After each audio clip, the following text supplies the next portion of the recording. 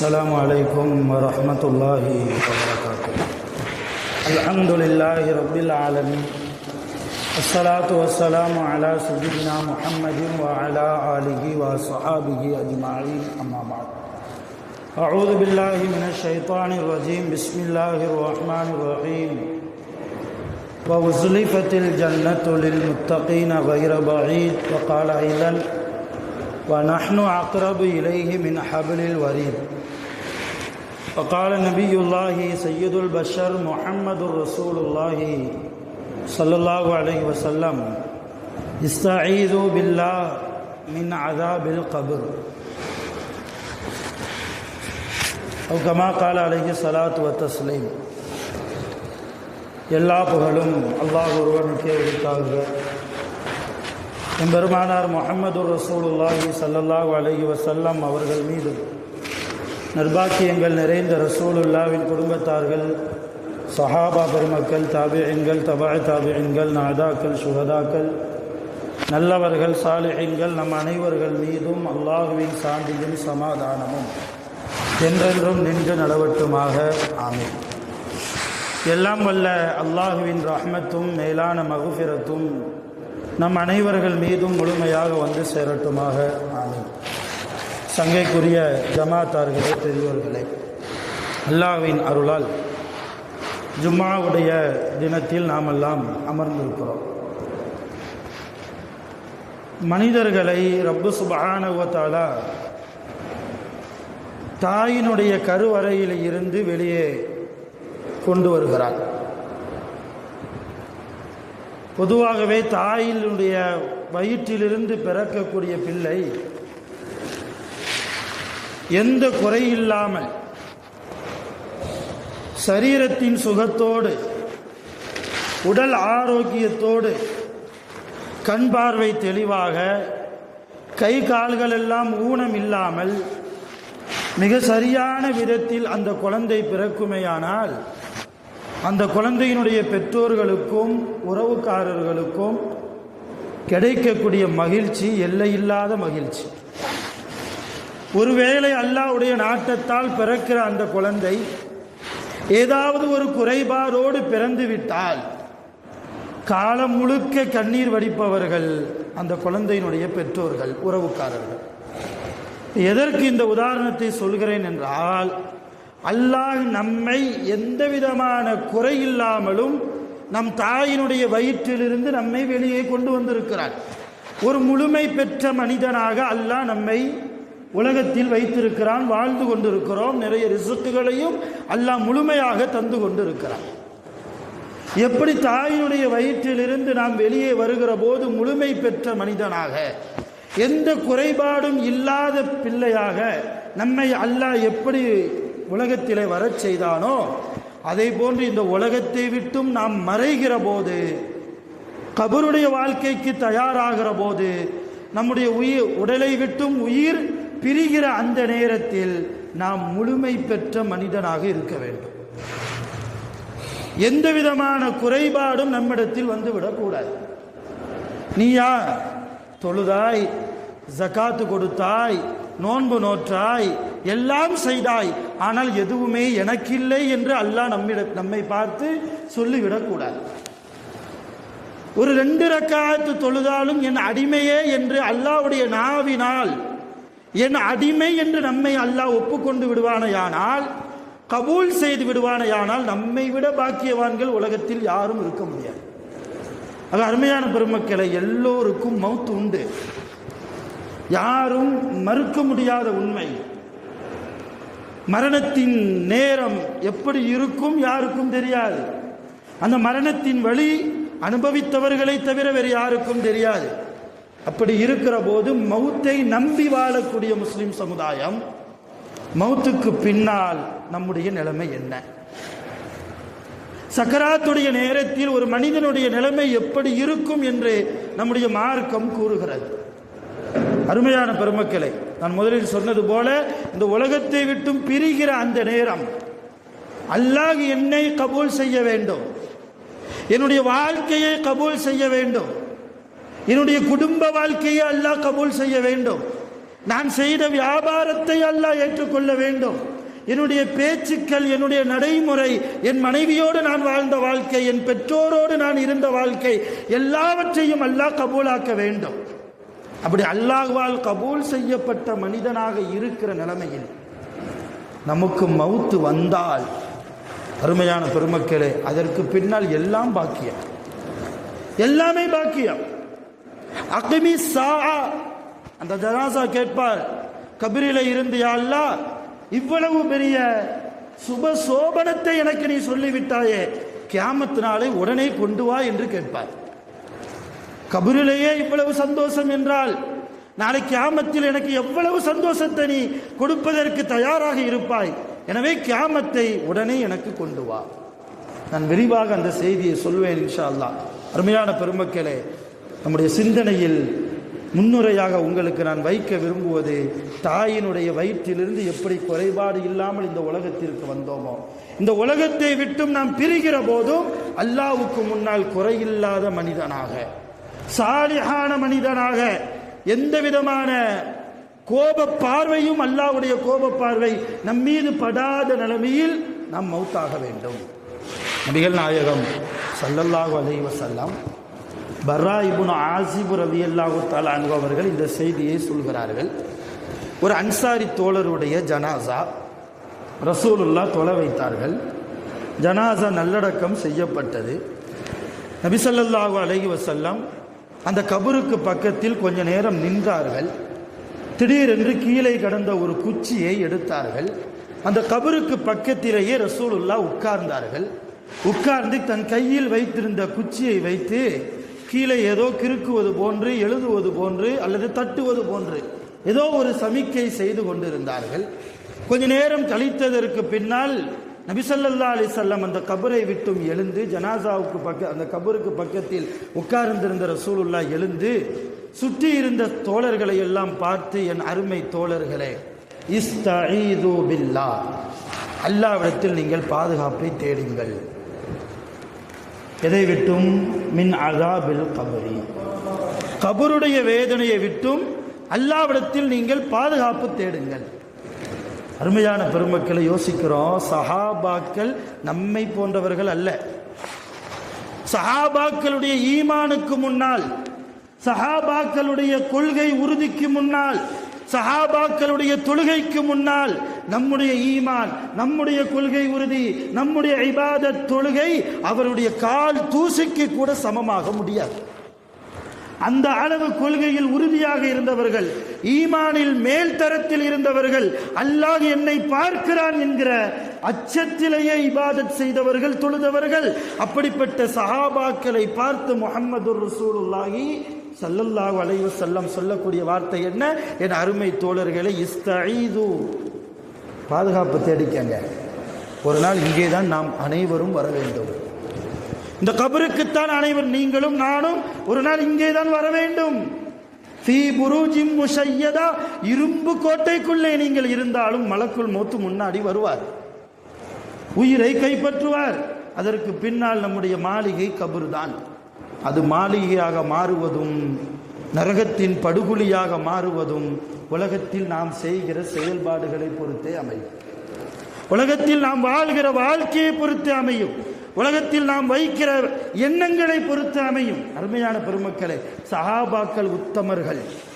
சஹாபாக்கள் எந்த விதமான அசுத்தமும் அவர்களிடத்தில் கிடையாது. அப்படிப்பட்ட சஹாபாக்களை பார்த்து முஹம்மது ரசூலுல்லாஹ் இஸ்தஈது பில்லாஹ் மின் அஸாபில் கபர், கபருடைய வேதனையை விட்டும் அல்லாஹ்விடத்தில் நீங்கள் பாதுகாப்பு தேடுங்கள் சொல்லிவிட்டு ரசூலுல்லாஹ் மிக நீண்ட செய்தியை சொல்கிறார்கள். அதுதான் இன்றைக்கு ஜும்மாவினுடைய படிப்பினை நமக்கு.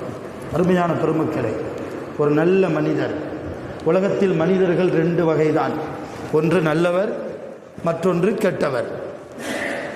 ஒரு நல்ல மனிதர் மௌத்தாகிற அந்த நேரத்தில், அவருடைய உடலில் இருந்து உயிர் போகிற அந்த நேரத்தில், உயிர் இன்னும் போகலை, போகுது, இன்னும் சில வினாடிகளில் அல்லது சில மணி நேரங்களில் மலக்குல் மௌத் ஆஜராகி விடுவார் என்கிற அந்த நேரத்திலேயே அந்த உயிரை கையில் பிடித்து கொண்டிருக்கிற அந்த நல்ல மனிதர், அவருடைய கண்ணுக்கு மலக்குகள் தெரிவார்கள்.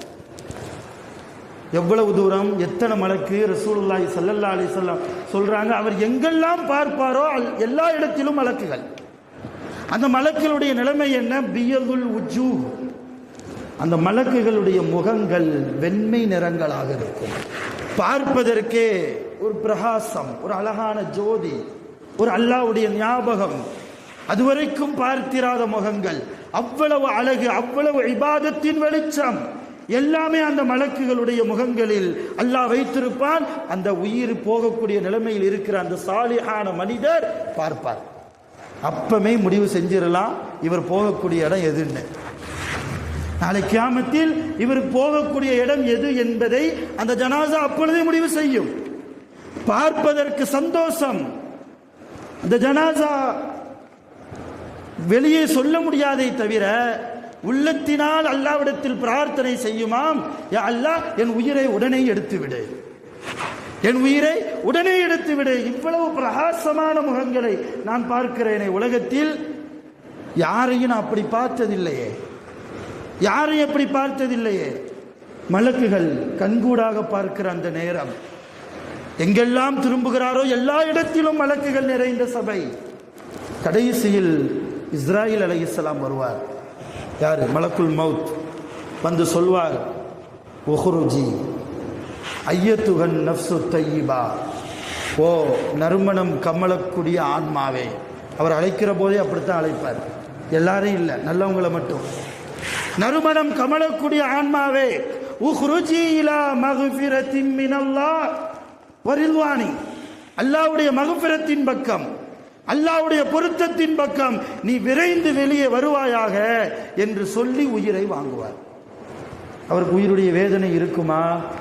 ரசூலுல்லாஹ் சொல்றாங்க, தண்ணீர் நிரம்பிய தோல் பையை, நான் ரசூலுல்லாஹ் காலத்தில் குடம்லாம் கிடையாது, எல்லாம் தோலினால் ஆன பைகளில் தான் தண்ணீரை சேமித்து வைப்பார்கள் பிரயாணங்களில். அதை சொல்லி ரசூலுல்லாஹ் உதாரணமாக சொல்ல வர்றாங்க, தண்ணீர் நிரம்பிய அந்த தோல் பையை அதனுடைய வாயை திறந்து கவுத்தினால் எவ்வளவு வேகமாக அந்த வாய்ப்பகுதியில் இருந்து தண்ணீர் கீழே கொட்டுமோ, அதே போன்று மிக இலகுவாக, அதே நேரத்தில் வேகமாக அந்த ஜனாசாவுக்கு வழியில்லாத அளவுக்கு அல்லாஹ் மலக்குல் மௌத் மூலியமாக அந்த நல்லவருடைய உயிரை கைப்பற்றுவான். தண்ணீர் வருவதற்கு எந்த தடையும் இருக்காதே, வேகமாக வெளியே வந்து விழுந்துரும் இல்லையா? ஏதாவது தடை இருந்தால் தான் தங்கி தங்கி விழும், ஏதாவது அடைப்பு இருந்தால் தான் தங்கி தங்கி விழும், அல்லது கையை வைத்து பொத்தினால் அது நிப்பாட்டப்படும், அல்லது ஓட்டைகளின் வாயிலாக, துவாரங்களின் வாயிலாக சொட்டு சொட்டாக வடியும். அது தண்ணீர் வெளியே வருவதற்கு மிக சிரமம். அதுபோன்று கெட்டவருடைய உயிரை எடுக்கப்படும், கெட்டவருடைய உயிரை எடுக்கப்படும். நல்லவருடைய உயிர் மிக வேகமாக வாங்கப்படும், இலகுவான முறையில் வாங்கப்படும், வழியில்லாத முறையில் அவருக்கு உயிர் எடுக்கப்படும். முஹம்மது ரசூலுல்லாஹ் சொல்றாங்க.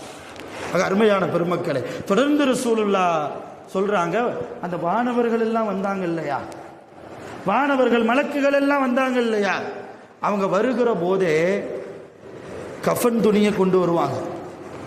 எப்படி ஜனாசாவின் உடம்பை மூடுவதற்கு நாம் இங்கே கஃன் இடுகிறோமோ, கஃன் செய்ததற்கு பின்னால் அந்த ஜனாசாவுடைய மேனியில், கஃன் துணிக்கு மேலியிலே அத்தரை நாம் எப்படி பூசுகிறோமோ, அதே போன்று வானவர்கள் வரக்கூடிய வந்த மலக்குகள் சுவனத்தினால் செய்யப்பட்ட கஃன் துணிகளையும் சுவனத்தில் இருக்கக்கூடிய அத்தர்களையும் எடுத்துக்கொண்டு வருவார்கள்.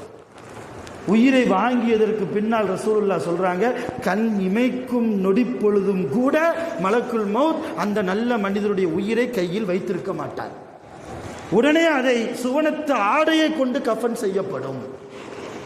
நல்லா புரிஞ்சுக்கோங்க, உடம்புக்கு மட்டும் கஃன் அல்ல, நம்முடைய உயிருக்கும் கஃன் உண்டு, நம்முடைய உயிருக்கும் கஃன் உண்டு. கஃன் செய்யப்படும். சுவனத்திலிருந்து கொண்டு வரப்பட்ட அந்த அத்தர் பாட்டிலை, அத்தரை வைத்து அந்த கஃனிலே தெளிக்கப்படும். அதற்கு பின்னால் மலக்குல் மௌத் உயிரை வாங்கி வானத்திற்கு கொண்டு போவார், அல்லாஹ்விடத்தில் கொண்டு போவார். இங்கே அவருடைய ஜனாசா இருக்கும், உயிர் எங்க போகுது? அல்லாஹ்விடத்தில் போகுது. ஒவ்வொரு வானத்திலும் அல்லாஹ் கதவு ஏற்பாடு செய்திருக்கிறார். ஒவ்வொரு 7 வானங்கள் இருக்கு இல்லையா, ஒவ்வொரு வானத்திலையும் சில மலக்குகள் கூட்டம் இருக்கிறார்கள். முதலாவது வானத்தின் கதவை இஸ்ராயில் தட்டுவார். அந்த காவலாளி, முதலாவது வானத்தினுடைய காவலாளி வந்திருப்பது யார் என்று கேட்பார். ஆனா இஸ்ராயில், உங்க கூட யார் வந்திருக்கிறா? ரூஹுன் தய்யிப், ரூஹுன் தய்யிபா, நறுமணமிக்க ரூஹை நான் எடுத்து விட்டு வந்திருக்கிறேன் என்று சொல்கிற போது அந்த முதல் வானத்தின் காவலாளி கதவை திறந்து மர்ஹபா மர்ஹபா, நம்முடைய உயிரை வரவேற்பார்கள். நம்முடைய ரூஹ் அங்கே வரவேற்கப்படும், மலக்குகளால் வரவேற்கப்படும். இப்படியே ஒவ்வொரு வானமும், ஒவ்வொரு வானத்திலும் இருக்கக்கூடிய மலக்குகள் நம்முடைய உயிருக்கு பின்னாலே வருவார்கள், நம்முடைய ரூஹுக்கு பின்னால் வருவார்கள், நல்லவருடைய ரூஹுக்கு பின்னால் வருவார்கள். எப்படி ஜனாசாவை வீட்டில் இருந்து எடுத்து பள்ளிவாசலுக்கு கொண்டு வந்து ஜனாசா தொழுகை முடிச்சுட்டு அடுத்து மையவாடிக்கு கொண்டு போகிற போது நாம் பின்னாடியே போகிறோமா இல்லையா கலிமாவை சொல்லிட்டு, அந்த மாதிரி நம்முடைய உயிர் அங்கே மலக்குகள் கொண்டு போகிற போது எல்லா மலக்குகளும் பின்னாடி வருவார்கள், எல்லா மலக்குகளும் பின்னாடி வருவார்கள். கடைசியாக அல்லாஹ்வுக்கு முன்னால் கொண்டு போய் நம்முடைய ரூஹை நிப்பாட்டப்பட வைக்கிற போது அல்லாஹ் சொல்வான், என்னுடைய அடிமை. இந்த வார்த்தை தான் ரொம்ப முக்கியம். என்னுடைய அடிமை, ஹாதா அப்தி, இவன் என்னுடைய அடிமைதான், இவர் போகக்கூடிய இடம் சொர்க்கம் என்று நீங்கள் எழுதுங்கள். அல்லாஹ் சொல்வான் மலக்குகளிடத்தில், இவர் போகக்கூடிய இடம் சுவனம் என்று எழுதுங்கள். அல்லாஹ் நம் அனைவர்களுக்கும் தௌஃபீக் செய்வானாக. அருமையான பெருமக்களே, அந்த அப்தின்னு அல்லாஹ் சொல்லக்கூடிய வார்த்தை, என் அடிமை என்று அல்லாஹ் சொல்கிறானா இல்லையா, அதுதான் கபூலியத். அந்த கபூலியத்துக்கு தான் அந்த உலக வாழ்க்கையே. இவன் என் அடிமையே இல்லை என்று அல்லாஹ் சொல்லிவிட்டால் அல்லாஹ் நம் அனைவர்களையும் பாதுகாப்பானாக. அருமையான பெருமக்களே, அது மிகப்பெரிய கொடூரத்தில் கொண்டு போய் முடியும். நாம் போகக்கூடிய இடம் நரகத்தின் படுகொலியாக அமைந்துவிடும். அல்லாஹ் சொல்வான், ஹாதா அப்தி, இவன் என்னுடைய அடிமைதான், உக்துபு லஹு, இவனுக்காக நீங்கள் எழுதுங்கள். அவன் எங்க போவான்? ஃபில் இல்லியீன், உயர்ந்த சுவனம், நல்லோர்கள் இருக்கிற சுவனம், நபிமார்கள் இருக்கிற சுவனம், என்னுடைய நேசவான்கள் இருக்கிற சுவனம், அந்த சுவனத்தில் இவரையும் சேர்த்து வைப்பதாக நீங்கள் எழுதிவிடுங்கள். சொல்லிட்டு அல்லாஹ் சொல்வான், இந்த உயிரை மறுபடியும் பூமிக்கே எடுத்து செல்லுங்கள், பூமிக்கே எடுத்து செல்லுங்கள். காரணம், நான் பூமியில் இருந்துதான் மனிதனை படைத்தேன், பூமிக்குள்ளேயே அவன் போக வேண்டும். அந்த பூமியில் இருந்துதான் மறுபடி நாளை கியாமத்தில் மனிதர்களை எல்லாம் நான் எழுப்புவேன். அதனால் இவனை பூமிக்கே எடுத்து செல்லுங்கள். இவ்வளவு தூரம் நடக்கும். நம்ம வீட்டில் ஜனாசா வச்சுட்டு அழுதுகிட்டு இருப்போம், கவலையோடு இருப்போம். ஆனால் உயிர் எங்கே போயிட்டு வருது? நல்லவர்களுடைய உயிராக இருந்தால், அருமையான பெருமக்களை, கொண்டு வரப்படும் அந்த ஜனாசாவை கபருக்குழிக்கு எடுத்து போகிற வரைக்கும் தன் வாழ்ந்த வீட்டை சுற்றி சுற்றியே அந்த உயிர் நிற்கும், சுற்றி சுற்றியே இருக்கும், பரிதவிக்கும். அதனால தான் சொல்கிறோம், ஜனாசா எடுக்கும்போது என்ன செய்யக்கூடாதுங்க, லேட் பண்ணவே கூடாது. கூடுமான வரைக்கும் ஃபஜ்ரில் இறந்துட்டாங்களா, லுஹர்லையாவது எடுத்துடணும். வாழும்போது அவங்களுக்கு எந்த உபகாரம் செய்கிறோமோ இல்லையோ, ஒரு ஜனாசாவுக்கு நல்ல உபகாரம் என்ன தெரியுமா? உடனே எடுப்பது தான்.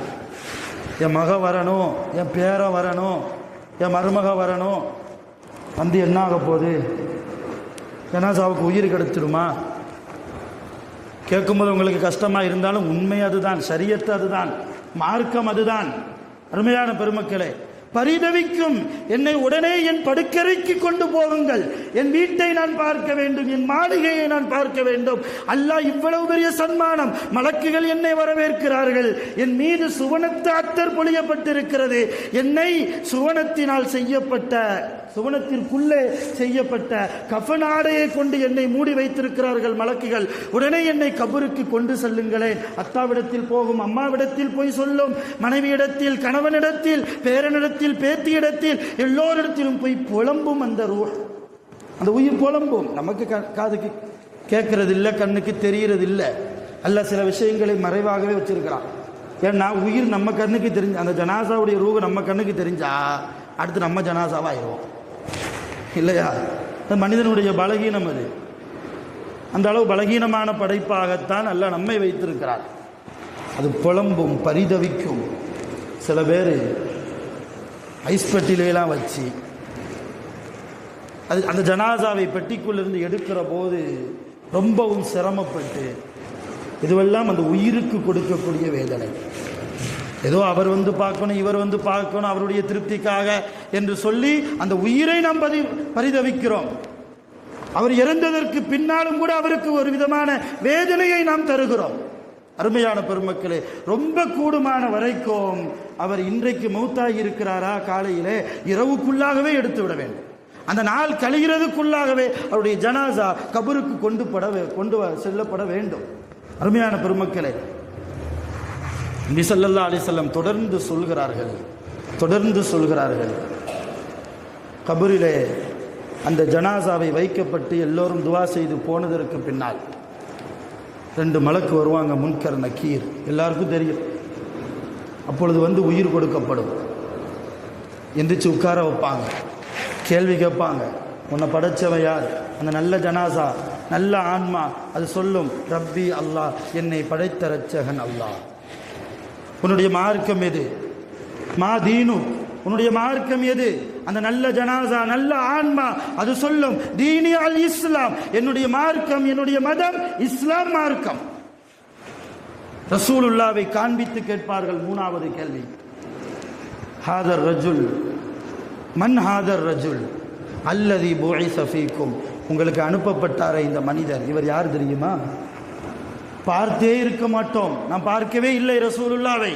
இருந்தாலும் நல்ல ஆன்மாவிற்கு அல்லாஹ் சொல்ல வைப்பான், ஹுவ ரசூலுல்லாஹி ஸல்லல்லாஹு அலைஹி வஸல்லம், அந்த மனிதர் தான் எங்களுடைய நபி முஹம்மது ஸல்லல்லாஹு அலைஹி வஸல்லம் அவர்கள்.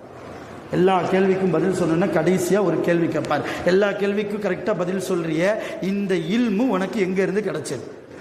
இந்த அறிவு உனக்கு எங்க இருந்து கிடைச்சது? அவர் சொல்வார், அந்த நல்ல ஆன்மா சொல்லும், கரஅத்து கிதாபல்லாஹ், நான் அல்லாஹ்வுடைய குர்ஆனை ஓதினேன், அல்லாஹ்வுடைய ரசூலுடைய ஹதீஸுகளை படித்தேன், அல்லாஹ் எனக்கு தெரிய வைத்தான் என்று எல்லா கேள்விகளுக்கும் முழுமையாக பதில் சொல்லி முடித்ததற்கு பின்னால் அல்லாஹ் சொல்வான், சதக்த அப்தி, என்னுடைய அடிமை உண்மையை சொல்லிவிட்டான்.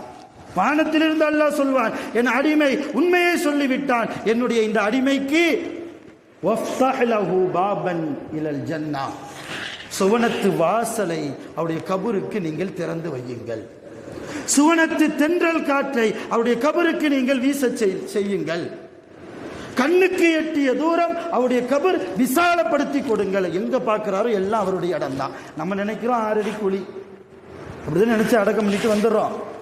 ஆனா நல்ல ஆன்மா, அவர் கண்ணுக்கு எட்டிய தூரம் எல்லாமே அவருக்கு சொந்தமான இடம். அவருடைய கபரிலே சுவனத்து தென்றல் காற்று எந்நேரமும் 24 மணி நேரம் வீசிக்கொண்டே இருக்கும். அவர் படுத்துக்கொண்டே சுவனத்தை பார்ப்பார்.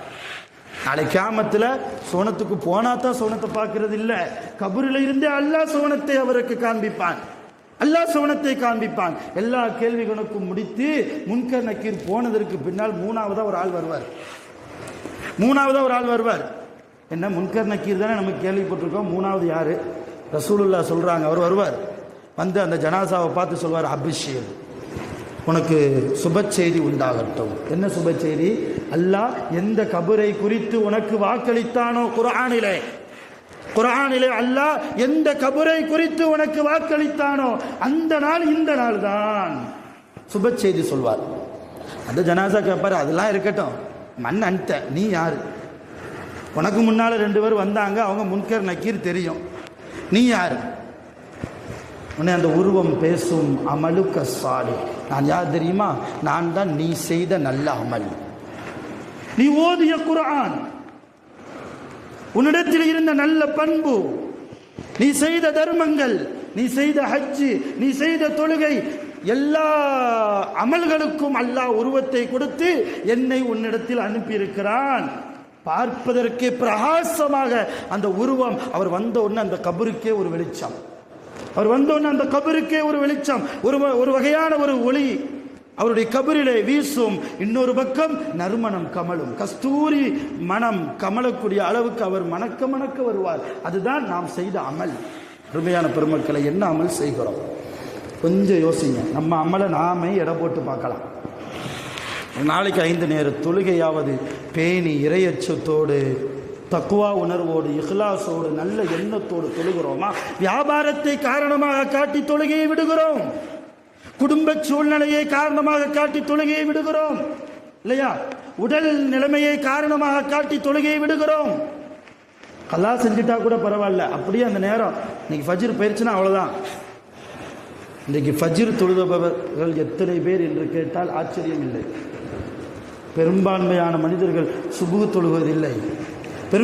பெரும்பான்மையான முஸ்லிம்கள் தொழுகை விஷயத்தில் ஒரு பொடுபோக்கான ஒரு சூழ்நிலையை முஸ்லிம்களிடத்தில் நாம் பார்க்கிறோம். என்ன அமல் நம்மிடத்தில் இருக்கிறது? தொழுகை வந்தாலும் கூட அடுத்தவர் பார்க்க வேண்டும் என்றுதானே நிறைய முஸ்லிம்கள் தொழுகிற போது என்னை வணக்கசாலி என்று அவர் பேச வேண்டும், என்னை தொழுகையாளி என்று இவர் பேச வேண்டும் என்று சொல்லி அடுத்தவருடைய முகஸ்துதிக்காக தொழுகை. இந்த தொழுகைக்கு நல்ல உருவத்தை அல்லாஹ் எப்படி கொடுப்பான்? நாளை கபருக்கு நாமும் போகிறோமே. இன்றைக்கு நாம் வேறொரு ஜனாசாவை சுமக்கிறோம், வேறொரு ஜனாசாவை குளிப்பாட்டுகிறோம், வேறொரு ஜனாசாவில் நின்று தொழுகை நடத்துகிறோம், வேறொரு ஜனாசாவுடைய கபரிலே நின்று நல்லடக்கம் செய்கிறோம், வேறொரு ஜனாசாவுக்காக துவா செய்கிறோம். நாளைக்கு நமக்கும் இதே நிலைமைதான். நாமும் ஒரு நாள் ஜனாசாவாக மாறுவோம். நம்முடைய உயிரும் நமக்கானதல்ல, அல்லாஹ்வுக்கு சொந்தமானது. இந்த உயிர் அல்லாஹ் கொடுத்தது, அவனுக்கு சொந்தமானது. அவனுக்கு முன்னால் போய் நிற்கிற போது தலை நிமிர்ந்து அல்லாஹ்வை பார்க்க முடியும் என்றால் எப்பொழுது பார்க்க முடியும்? நல்ல அமல் செய்து இஹ்லாஸோடு தக்வா உள்ளம் நிரம்ப அல்லாஹ் இருந்தால் தானே நாளை நம்முடைய கபூர் வெளிச்சமாகும். ரசூலுல்லாஹி ஸல்லல்லாஹு அலைஹி வஸல்லம் இதுவெல்லாம் நல்லவர்களுக்கு கிடைக்கும் என்றார்கள். நல்லவர்களுக்கு கிடைக்கும், கெட்டவர்களுக்கு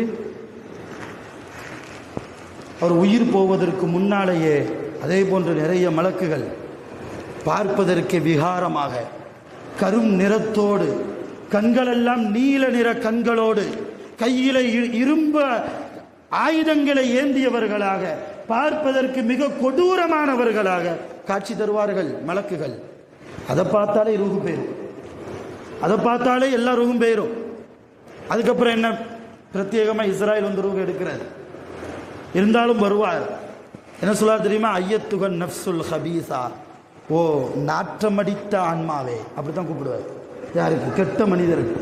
யார் தொழுகலையோ, யார் இஹ்லாஸோடு வாழலையோ, யார் அடுத்தவருடைய மனதை காயப்படுத்தினாரோ, யார் பெற்ற பிள்ளைகளுக்கு மத்தியிலேயே ஏற்றத்தாழ்வை காட்டினார்களோ, யார் பொருளாதாரத்தின் மீது ஆசைப்பட்டார்களோ, யார் உலகத்தின் மீது மோகம் கொண்டார்களோ, பள்ளிவாசலுடைய கண்ணியத்தை யார் கொலைத்தார்களோ, தக்குவா உணர்வு இல்லாமல், இஹ்லாஸ் இல்லாமல், ஹலால் ஹராமை பேணாமல், ஹராமை எல்லாம் ஹலாலாக்கி, ஹலாலை எல்லாம் ஹராமாக்கி உலகத்தில் யார் வாழ்ந்தார்களோ அப்படிப்பட்ட ஆன்மாவை இஸ்ராயல் அழைக்கிற போது ஐயத்துகன் நஃப்சுல் ஹபீசா, நாற்றமடித்த ஆன்மாவே, உஹ்ருஜி இலா சகத்தி மின் அல்லாஹ், அல்லாஹ்வுடைய கோபத்தின் பக்கம் நீ வெளியேறுவாயாக, அல்லாஹ்வுடைய கோபத்தின் பக்கம் நீ வெளியேறுவாயாக சொல்லி மிகுந்த